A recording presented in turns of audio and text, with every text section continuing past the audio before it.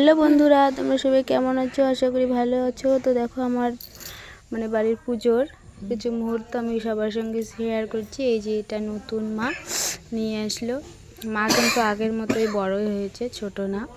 দেখতেই পাচ্ছ লাল ফুল লাল জবা ফুলের মালা পরেছে, মুটুক পরেছে, লাল পাড় শাড়ি পরেছে, কেশ মুন্ডমালা, আর দুপাশে যে দুজন থাকে তো তারাও আছে। তো আকাশ খুব খারাপ, বৃষ্টি হচ্ছে, তো তবুও তার জন্য তো পূজা বন্ধ হবে না। তো দেখো অনেকগুলো ছেলেপেলে ধরে নিয়ে আসতেছে, খুব জ্বালা, ভীষণ এসে আর কি। তো দেখো আমরা নদীতে গিয়েছি জল ভরতে, বাজনি পাড়তে আসছে তাদের সঙ্গে, চাইলটা আমি নিয়েছি। তো আমার এদিকে পাশেই নদী আছে, সেখানে গেছি। নদীটার নাম বুড়ো ধরলা মাতালাটের ওখানে। নদীতে যা নিয়ম করা লাগে তো এসে দেখো তাই নিয়ম করতেছি। দেখো কত সুন্দর নদী, পানাগুলো একদম ভেসে ভেসে আসতেছে জল। আর আমাদের সঙ্গে অনেকে গেছে।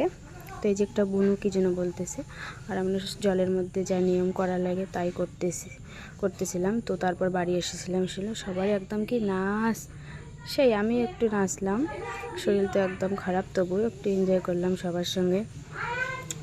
তারপর দেখো রাত্রিবেলা পুজো হয়েছে, তো বারান্দায় সবাই বসে আছে, ওইদিকে পুজো হচ্ছে। তো কার কার বড় মাকে ভালো লাগলো কমেন্টে জানিও, পুজোটা কীরকম লাগলো। আমি অনেক দিন পর শেয়ার করলাম, সময় পাইনি।